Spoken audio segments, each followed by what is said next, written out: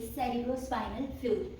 As we all know cerebrospinal fluid जो है हमारे ब्रेन को एक प्रोटेक्शन प्रोवाइड करता है। ठीक है, हमें पता है कि हमारा जो आउटर पोर्शन होता है वो क्रेनियम से कवर होता है। क्रेनियम के बाद आपका सेरिब्रोस्पाइनल फ्लूइड प्रेजेंट होता है। देन सेरिब्रोस्पाइनल फ्लूइड के अंदर जो चीज़ फ्लोट करती है वो है हमारा ब्रेन। अगर हम देखें कि CSF ही प्रेजेंट नहीं है तो क्या होगा, तो थोड़े से जर्क में ही आपका जो ब्रेन है क्रेनियम से ट्रिगर होके क्या होगा, डैमेज हो सकता है, जिसकी वजह से आपके सारे न्यूरॉन्स, ग्लाइल सेल जो है सब डैमेज हो जाएंगे। तो आपका CSF कितना इंपॉर्टेंट रोल प्ले करता है ये तो आपको पता ही होगा। तो अगर हम देखें CSF is a clear colourless fluid है, सर्कुलेट करता है वेंट्रिकल्स में, सब एरेक्नोइड स्पेस में and central canal of the spinal cord.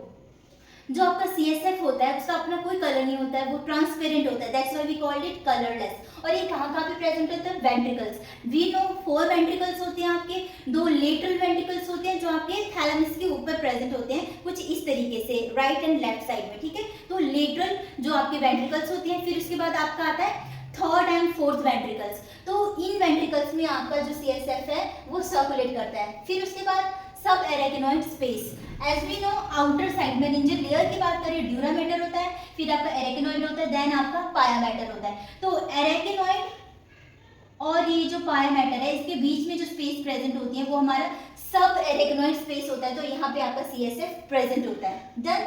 फिर उसके बाद central canal of the spinal cord, ये आपकी स्पाइनल कॉर्ड है, नॉर्मली बोल सकते हो कि पीछे जो रीढ़ की हड्डी है, ठीक है, एक आम भाषा में।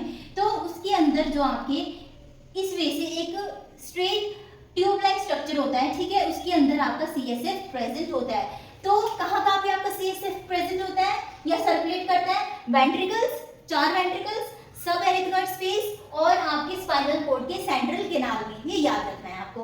फिर बच्चों हम देखेंगे फंक्शंस क्या है। फंक्शन में सबसे पहले मैकेनिकल प्रोटेक्शन। अभी हमने बात की कि ये सपोर्ट प्रेजेंट करता है, ठीक है। मैकेनिकल प्रोटेक्शन और बायोएनसी आप एक ही उसकी समझ सकते हो, ठीक है। मैकेनिकल प्रोटेक्शन मतलब फिजिकल इंजरी से आपके ब्रेन को प्रोटेक्ट करके रखता है। और अगर मैकेनिज्म में जाए हाउ, तो उसका जवाब है कि due to its buoyancy property. Buoyancy property का मतलब है जिस ऑब्जेक्ट के पास फ्लोटिंग प्रॉपर्टी होती है कि वो एक फ्लूइड में फ्लोट कर रहा है, सिंक नहीं हो रहा है, ठीक है। तो CSF आपका वो मीडियम है जिसके ऊपर ब्रेन जो है बायोएंट फ्लोट करता है, ठीक है। तो हम बोल सकते हैं कि हमारा जो सेरिब्रोस्पाइनल फ्लूइड है वो as a buoyancy medium provide कर रहा है आपके ब्रेन को, जिसकी वजह से क्या होता है, अगर हमारा ब्रेन CSF में फ्लोट करता है तो उसका ब्रेन का जो वेट है वो भी काफी हद तक रिड्यूस हो जाएगा, ठीक है।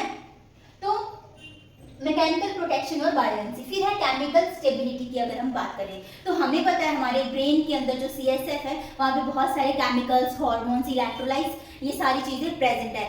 तो हमारे जो केमिकल्स हैं, ठीक है, तो हमारे ब्रेन में जो केमिकल रेगुलेट होते हैं वो कौन 2 चीजें हैंडल करते हैं, एक तो blood brain barrier along with the cerebrospinal fluid। तो cerebrospinal fluid और ब्लड ब्रेन बैरियर जो है ये इन दोनों में एक्सचेंज का चलता है हमारे केमिकल्स का। तो ये इस वे से केमिकल स्टेबिलिटी प्रोवाइड करता है, ठीक है, कि जो चीजें, जो केमिकल्स, इलेक्ट्रोलाइट्स CSF को चाहिए ब्रेन के न्यूरॉन्स के पोषण के लिए, फॉर न्यूट्रिशन के लिए, ठीक है, तो वो सारी चीजें वो क्या करता है, ब्लड से ले लेता है और जो वेस्ट प्रोडक्ट है वो ड्रेन आउट कर देता है। इस वजह से केमिकल स्टेबिलिटी मेंटेन होती है। फोर्थ है आपका होमियोस्टेसिस। होमियोस्टेसिस में देखिए as we know our CSF pH is 7.31 near about your plasma pH, that means it is isotonic, ठीक है। और आपका होमियोस्टेसिस कैसे मेंटेन करता है, आइसोटोनिसिटी मेंटेन करती है। ऑस्मोटिक प्रेशर, हमें पता है कि ब्रेन इतने छोटे से एरिया पे है ना प्रेजेंट है, एकदम कॉम्पैक्ट वे में प्रेजेंट है कि चांसेस है कि प्रेशर जो इनसाइड द ब्रेन है वो बहुत बढ़ जाए, जिसकी वजह से आपको बहुत सारे डेंजरस डिजीज हो सकते हैं। तो उन सारी चीज़ों से ये CSF हमें बचाता है। ये अंदर के प्रेशर को जो है ड्यू टू क्रेनियम भी कह सकते हैं, ठीक है, या कोई भी अदर रीजन हो सकता है जिसकी वजह से अंदर का जो प्रेशर है वो इंक्रीज हो सकता है। तो आपका CSF उस प्रेशर को, ऑस्मोटिक प्रेशर को भी मेंटेन करके रखता है। एंड अलॉन्ग विद दैट वही चीज़ की जितने भी वेस्ट प्रोडक्ट्स हैं वो भी बॉडी से, ब्रेन से निकाल देता है। और ब्रेन से जितने भी वेस्ट प्रोडक्ट है जो बाहर ड्रेन होते हैं वो होते हैं थ्रू एरेकिनोइड विलाय, ठीक है, ये चीज़ आपने याद रखनी है, एरेकिनोइड विलाय। हम डायग्रामेटिकली ये सारी चीजें आगे हम कवर करेंगे। अभी आपको इतना याद रखना है कि जितने भी वेस्ट प्रोडक्ट्स होते हैं फाइनली एरेकिनोइड विलाय के थ्रू बाहर ब्रेन आउट होते हैं।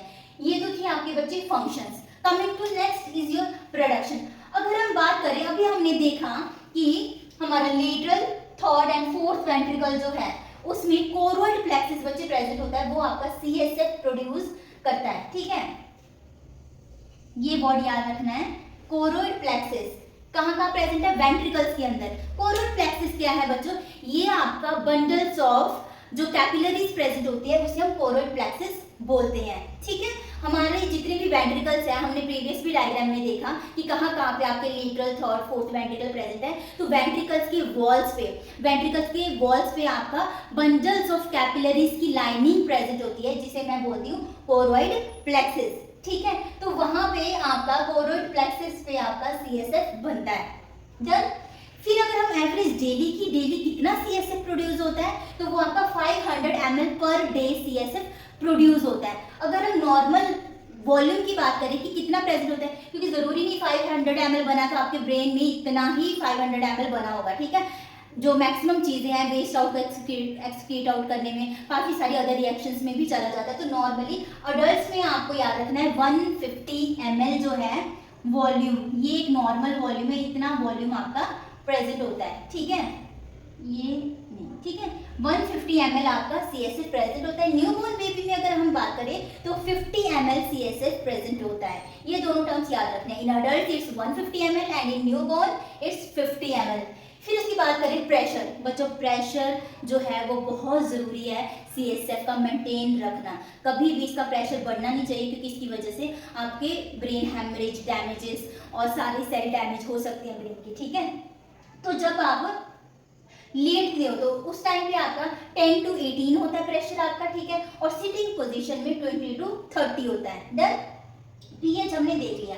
केमिकल कॉम्पोजिशन की बात करें तो वी नो हमारी बॉडी में मैक्सिमम अमाउंट किस चीज का होता है, वाटर का होता है। तो सेम ब्रेन में भी आप देख सकते हो कि 99.13% इज योर वाटर, ठीक है। तो सीएसएफ में 99.13% आपका वाटर प्रेजेंट है, रिमेनिंग इज योर 0.87%, वो आपका सॉलिड प्रेजेंट होता है। उस सॉलिड में आपके क्या क्या आते हैं, organic substances and inorganic substances, ठीक है।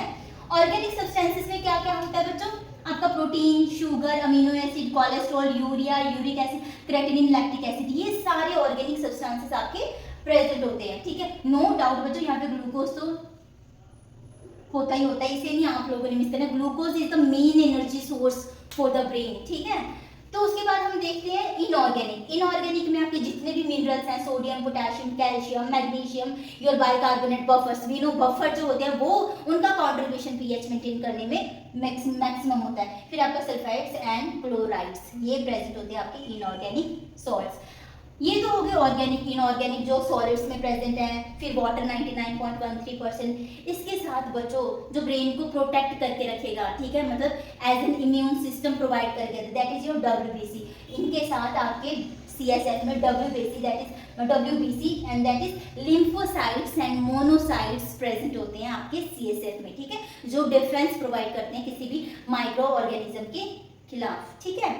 फिर अगर आपको कहीं पे सीएसएफ में गलती से आरबीसी प्रेजेंट नहीं लिख देना, अगर किसी सीएसएफ सैंपल में ब्लड थोड़ा सा भी हीमोग्लोबिन दिखता है तो दैट मीन्स ब्रेन में ब्लीडिंग हुई है, और या फिर कोई ना कोई तो इंजरी वहाँ पे इंजरी हुई है, ठीक है। तो आरबीसी कभी भी प्रेजेंट नहीं होता है, डब्ल्यूबीसी आपका प्रेजेंट होता है and along with that your organic inorganic substances and water. इसके बाद हम देखते हैं कि इसका फंक्शन या स्ट्रक्चर क्या है आगे, ठीक है। फ्लो सर्कुलेशन ऑफ सीएसएफ हम diagrammatically with the help of flow chart आगे कवर करेंगे, ठीक है बच्चों। चलो।